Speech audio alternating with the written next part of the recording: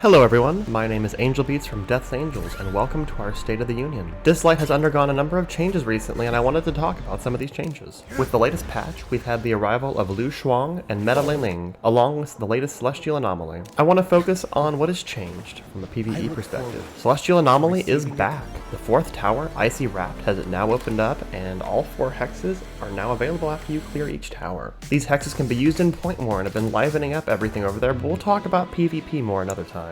Make sure you battle through all 4 towers. They each have a cute gimmick that aligns with their theme, and each theme's gimmick gets more and more noticeable the higher the floor. Once you've cleared each tower, there's a bundle available for 500 Nexus Crystals that is a fantastic deal. Make sure you're saving enough Nexus Crystal to buy these. They are a great value. The 500 Nexus Crystal purchase includes everything from the 200 Nexus Crystal purchase. If anyone is having any trouble with this content, I can make a more in-depth video on these new towers, but generally just play along with the theme. You can brute force LF through most of this content even if you ignore the gimmick, but it's usually easier to play along. The suggested units are good choices, but remember to build viable wave-clearing teams and you should be fine. My only real advice for now is to remember that Long Meon is a great freeze unit for that last tower, especially those of you who don't have Sloan built out. Once you've earned your hexes, don't forget to set them for your Point War teams. Lu Shuang is the new banner Esper. Make sure to do all his story and to clear Memory Rift right now and Battle Redux later so you can buy out the shop. Remember that blitzing this content has its own special blitz chips to make it easy to do each day and to not affect you or everything else. Narmer, Tricky, Hyde, Biodina,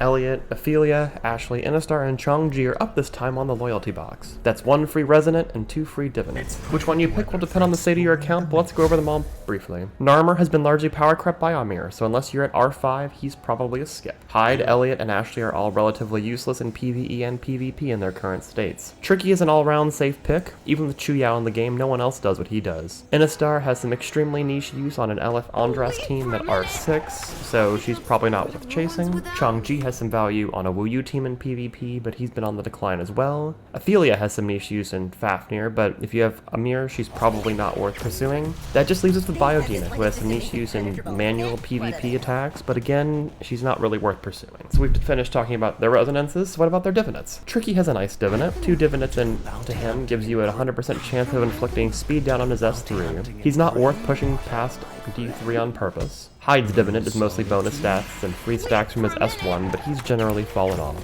Changji, Ophelia, and Innistar all just give bonus damage on their divinants. Biodina has a chance of pursuing on her S3. Elliot's D3 gives him a free defense up on his S3. Ashley gets a rainbow stacked bridge at the start of her turn. Narmer gives attack up to himself at the start of a round. Some view this as required to make him wave clear, but most agree that Amir is just the way better Narmer by this point. Tricky is our obvious recommendation here if he's below D3, otherwise just, invest this into whoever you use the most, or if you want to see if there's another round of buffs later, maybe you want to save these, that's kind of up to you. Championship starts tomorrow.